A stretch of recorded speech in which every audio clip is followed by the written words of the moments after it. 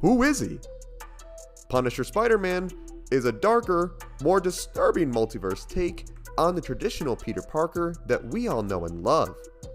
He made his first appearance in the pages of What If? The Punisher #1 back in 2018. He comes from Earth 71928, and his origin is similar to the Earth 616 Spidey, but there are key elements which make him drastically different. Things start out generally the same, with a teenage Peter Parker on his high school trip, just doing, regular nerdy Peter Parker things. He is then of course bitten by the iconic radioactive spider, which on this Earth is also a little bit different, for it has a cute and symbolic Punisher-esque skull on its little booty. See, you know how you see some dudes with the Punisher decal on the back of their truck? This little guy took things one step further and got the logo right on his little spider butt. That's dedication right there. This of course then caused Peter to inherit all the amazing powers of his main Earth counterpart, complete with his short-lived wrestling career. Rising up in the wrestling ranks, Peter went to make a more professional costume for himself, which is here where things get a little bit different. Instead of the traditional red and blue suit we know, this Spidey must have been going through an emo phase, for the suit he made was jet black with white stripes and a white skull. This Peter definitely bumps Marilyn Manson when Aunt May and Uncle Ben aren't looking. Making a splash in the wrestling world just as the main universe Spider-Man did, this Peter was counting his stacks one fateful day when he noticed the thief being chased by the cops. As we know, we missed the part where that's his problem, and he lets the guy get away. Upon getting home, Peter of course finds out Uncle Ben got iced, just like every Uncle Ben before him. Poor man, at least his rice company is thriving. Instead of staying home to comfort Aunt May, this Spidey immediately swung to the warehouse where the thief was hiding, where he confronted the terrified man. The dude opened fire on Spidey, who leapt on him, pointed his own firearm at him, and unloaded it right into the guy's chest, killing him right on the spot. Jeez, Spider-Man, it's so dark. Are we sure we're not reading a DC comic here? Daily Bugle photographer Ned Leeds was here to witness this brutal murder, and right as he went to take a photo, he fell off some scaffolding, only to be saved by Spider-Man, where he got this rather dope photo showcasing his brutal nature. As usual, the paper showed Spidey out to be a dangerous threat, and honestly, I'm kinda here with them on this one. Vowing never to let what happened to Uncle Ben happen to anyone else, Peter took a much more brutal approach on his enemies. He even modified his web shooters to have wrist-mounted custom guns, which he used to slay the entire Sinister Six. Man, so he's like Deadshot with spider powers? Not gonna lie folks, this Spidey, he's not saving time for any of these villains to be in sequels. Dude is Tobey Maguire levels of insane.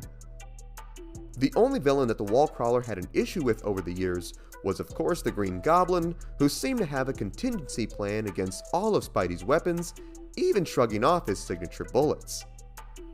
Selling these violent photos to the Daily Bugle helped Peter get the money he needed to get he and Aunt May by during high school, where he was then later accepted into Empire State University, where he met Harry Osborn and soon fell in love with Gwen Stacy. See, this Peter knows where it's at.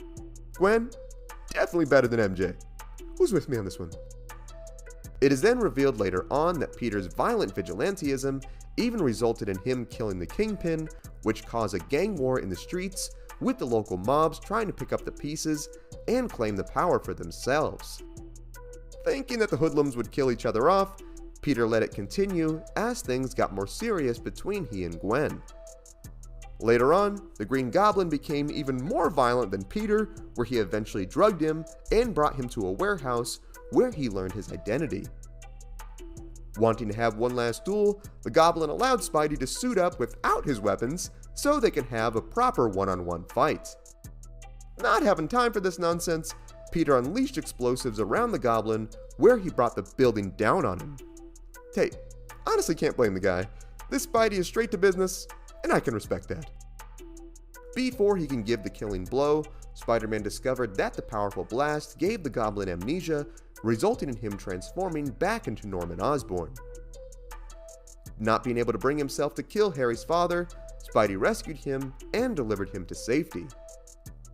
While things were safe for a while, just like Norman in the movies, his goblin persona returned and he was out for revenge. He then kidnapped Gwen and held her above the Brooklyn Bridge. He then gave Spidey the sadistic choice of jumping off the bridge and killing himself to let Gwen live, or he just throws Gwen off and kills her. Man, what kind of choice is that? Not even a tram full of kids to save this time? This goblin is ruthless. Not giving in to the lunatic's demands, Peter then hits Goblin with the coldest Uno reverse card yet, which was a customized bullet made to pierce his bulletproof armor.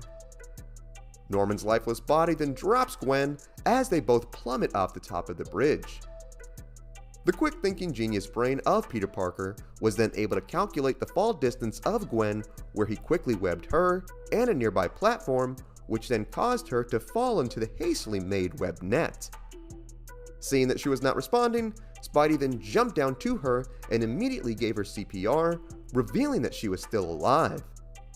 Man, this Spidey kills the Green Goblin, all of his enemies, and still gets the girl? Take notes there, Andrew Garfield. Seeing the body of his dead father at the morgue, Harry Osborn vowed to get revenge on Spider-Man someday. Not wanting this to create a rift in their friendship, Peter realized the pain that his role as Spider-Man was having on those around him. He later asked Gwen to marry him, who happily agrees. He then tears up his suit and throws it away, vowing to choose a path of love and not vengeance. While things seem to be all sunshine and rainbows for our hero, getting to keep his love and his friend, his violent actions soon had a pretty dramatic butterfly effect.